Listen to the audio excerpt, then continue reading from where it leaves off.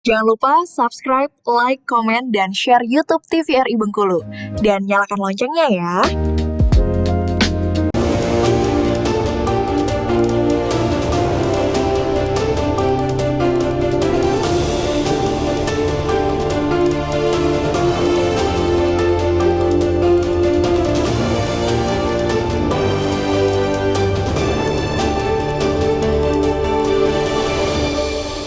Assalamualaikum warahmatullahi wabarakatuh. Halo pemirsa TVRI Bengkulu dimanapun Anda berada. Sekarang saya bisa berjumpa kembali dengan Anda bersama saya Mikrob Utama yang akan menemani Anda selama 1 jam ke depan di Berendo TVRI Bengkulu. Nah pemirsa, hari ini kita akan mengupas suatu tema yang saat ini sedang bergulir kasusnya. Fakta-fakta mulai naik ke permukaan, yaitu mengenai eksplorasi tambang nakal. Sebuah topik yang muncul seiring terbongkarnya praktik pertambangan ilegal dan diduga merugikan negara hingga ratusan miliar rupiah dan juga menyebabkan kerusakan lingkungan di Bengkulu. Lalu bagaimana tambang-tambang ini bisa beroperasi di luar izin? Siapa yang bertanggung jawab dan bagaimana masa depan lingkungan kita di Provinsi Bengkulu? Oleh karena itu kami sudah mengundang 2 narasumber yang luar biasa yang sudah hadir di tengah kita saat ini di studio. Kami izin untuk menyapa terlebih dahulu. Yang pertama ada Bang Sony Taurus, peneliti dari Pusat Kajian Anti Korupsi atau Puskaki Bengkulu. Selamat sore, Bang Sony. Selamat sore. Apa kabarnya, Bang? Alhamdulillah. Baik, Bang ya. Alhamdulillah baik. Dan yang kedua kami menghadirkan Bang Dodi Faisal, Direktur Wahana Lingkungan Hidup atau WALHI Bengkulu. Selamat sore, Bang Dodi. Sore. Apa kabar, Bang Dodi? Sehat. Alhamdulillah sehat.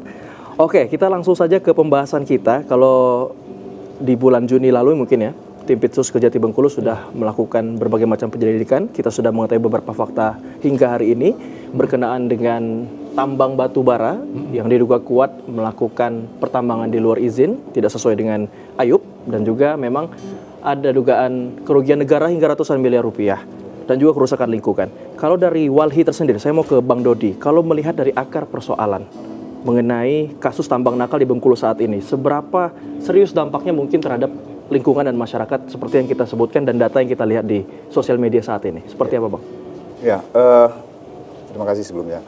Jadi kami Wali Bengkulu melihat bahwa ada masalah terkait dengan tata kelola pertambangan di Provinsi Bengkulu. Oke. Yang pertama yang kami lihat adalah terkait dengan perizinan.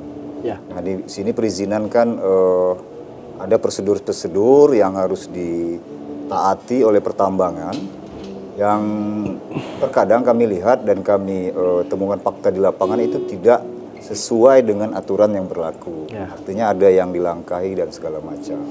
Kemudian yang kedua, pada saat operasi pertambangan itu sudah berlangsung. Nah di sini kan ada yang namanya dokumen lingkungan, AMDAL dan lain sebagainya itu yang harus dipatuhi oleh pertambangan. Ya. Nah jadi dalam melakukan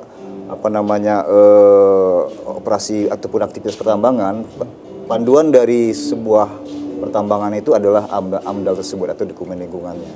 Nah kemudian juga ada yang namanya reklamasi dan pasca tambang. Nah ini juga menjadi persoalan menurut kami bahwa reklamasi ini terkadang kita dan pasca tambangnya itu terkadang kita tidak bisa mengukur keseriusan dari pertambangan itu sendiri karena dokumen reklamasi dan pasca tambang itu tidak bisa kita akses, artinya memang tertutup sekali gitu kan. Jadi siapa yang bisa menjamin bahwa tambang itu melakukan reklamasi dan pasca tambang dengan serius dan sesuai dengan aturan yang berlaku? Karena berdasarkan aturan perundang-undangan reklamasi dan pasca tambang itu 100% harus berjalan. Kemudian juga ada dana jaminan reklamasi itu juga wajib dititipkan ke bank daerah seperti itu. Ya, jadi memang sebenarnya kalau kita lihat kita bisa menilai bahwasanya ada kecacatan dalam perizinan ya, Bang. Kerap kali memang pertambangan ini terlaksana, tapi perizinannya mungkin baru dikaji, AMDALnya baru dikaji, seperti itu ya mungkin bisa kita bilang.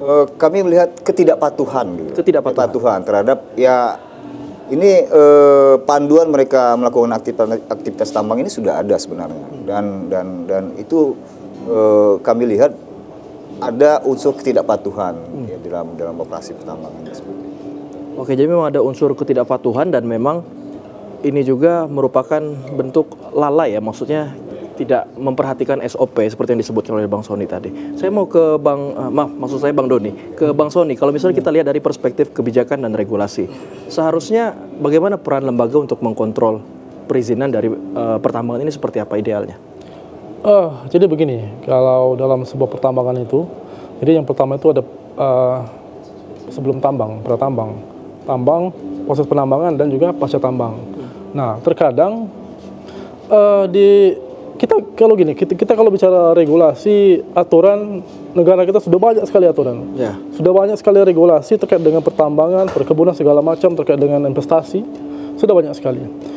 Tapi di aplikasi sangat jauh sekali. Nah, ketika di aplikasi di lapangan sangat jauh sekali. Nah, misalnya kita contohkan di pratambang, sebelum tambang, misalnya perubahan RT/RW, pinjam pakai kawasan hutan, ini sangat identik dengan pemaksaan. Misalnya tata ruangnya ini wilayahnya tidak sesuai untuk tambang, tapi dipaksakan untuk tambang, ini seperti itu. Dan ini jujur saja kita secara kelembagaan sudah melaporkan ini jauh-jauh hari sebetulnya. Sampai ke lembaga negara yang berada di pusat sudah kita laporkan bahwa memang misalnya pinjam pakai kawasan hutan dan misalnya juga alih fungsi lahan yang tidak cocok untuk tambang dijadikan tambang. Ini banyak sekali yang kita laporkan dari jauh-jauh hari. Dan ketika penambangan pun banyak yang diabaikan. Misalnya masyarakat sekitar. Bagaimana hari ini lihat kondisi tambang di Bengkulu, bagaimana lihat kondisi masyarakat di sekitar tambang. Sangat memprihatinkan. Dulu kita pernah mendampingi pengumpul batubara sungai waktu itu. Mereka ini adalah pengumpul batubara limbah dari iup yang berada di hulu yang dia hanyut ke sungai. Dan bahkan mereka ini masyarakat yang mengumpul batubara ini ditangkap, dipidanakan. Nah, seharusnya yang menjadi titik poin dari aparat penegak hukum itu adalah masyarakat ini mendapat batubara dari mana?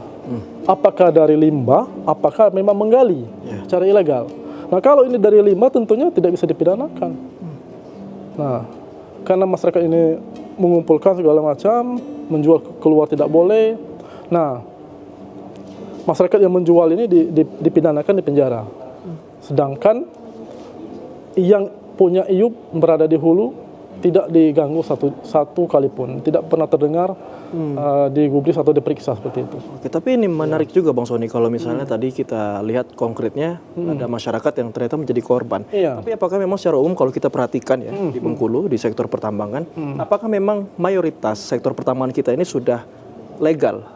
IUP-nya jelas, administrasi sudah gini. Kalau secara izin usaha pertambangan IUP ada itu. Tapi tetap ada fakta resiko di lapangan dan sosial tadi. Nah, ketika perjalanan itu yang kita tidak tahu. Bagaimana dia yang dikatakan Bung Dodi tadi terkait dengan lingkungannya seperti apa, dengan masyarakatnya seperti apa, amdalnya gimana seperti itu kan. Kalau bicara di atas meja ada mereka itu. Yang tambang-tambang besar itu ya, IUP perusahaan besar. Itu ada berapa daftarnya itu kan. Kalau kita lihat di perizinan itu ada. Tapi apakah mereka menambang sesuai dengan izin mereka? Itu tidak tahu kita. Apakah mereka melaksanakan reklamasi? Tidak tahu kita. Apakah mereka itu terbuka dengan segala informasi di wilayah mereka? Tertutup semua. Kita pernah masuk ke dalam itu ke wilayah tambang.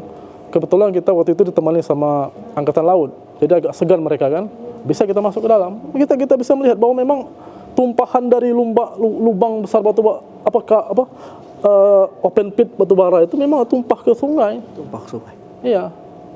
Dan itu tidak ada reklamasi. Oke. Saya mau ke Bang Dodi kembali nih. Kalau melihat dari yang disampaikan Bang Sony mengenai sama halnya, mengenai kontrol. Sebenarnya seperti apa di lapangan kontrol ataupun pengaplikasian yang dilakukan oleh industri batubara di Bengkulu? Iya. Kalau terkait dengan pengawasan pertambangan di Provinsi Bengkulu, itu ada beberapa lembaga sebenarnya yang mempunyai fungsi untuk mengawasi. Yang pertama itu ada Kementerian Lingkungan Hidup ya. Kemudian di provinsi, di daerah ada Dinas Lingkungan Hidup. Kemudian juga ada Kementerian Energi dan Sumber Daya Mineral yang di daerah atau di provinsi itu perpanjangan tangannya ada Inspektur Tambang. Nah, jadi kalau berbicara pengawasan dari lembaga ini sudah ada ini sebenarnya. Tapi memang dalam prakteknya beberapa kali laporan masyarakat, kemudian organisasi lingkungan, itu tindak lanjutnya yang kadang-kadang tidak jelas. Kita sudah melapor misalnya ya, ada misalnya pelanggaran pertambangan ke misalnya Kementerian Lingkungan Hidup. Memang dari Kementerian Lingkungan Hidup merespon dengan menurunkan tim ke Bengkulu, tapi tindak lanjut dari laporan itu kadang-kadang tidak jelas. Kemudian juga kalau terkait dengan Kementerian Energi dan Sumber Daya Alam, di Provinsi Bengkulu ini sudah ada inspektur tambang. Nah, inspektur tambang ini juga berfungsi untuk mengawasi proses operasi pertambangan di Bengkulu. Tapi kan yang jadi soal, kalau kita tidak memaksakan untuk melapor, itu responnya juga tidak dengan cepat dilakukan. Nah, ini yang jadi soal di Provinsi Bengkulu. Kalau perangkatnya itu sudah ada gitu loh. Tinggal lagi memang keseriusan dari lembaga-lembaga ini tadi, apakah memang mereka akan mengangkat masalah pertambangan ini ke ranah pidana atau mungkin juga sanksi-sanksi yang lain, itu yang harusnya kita soroti gitu. Ya, perangkatnya sudah ada tapi memang harus ekstra effort ya Bang, harus didorong terus. Iya, mengenai betul, isu-isu betul, seperti betul, ini. Kita akan lanjutkan tapi nanti Bang, kita sudah memberikan gambaran mengenai kasus tambang nakal di Bengkulu. Kita akan lanjutkan nanti, tapi jangan kemana-mana, tetap bersama kami hanya di Berendo TVRI Bengkulu.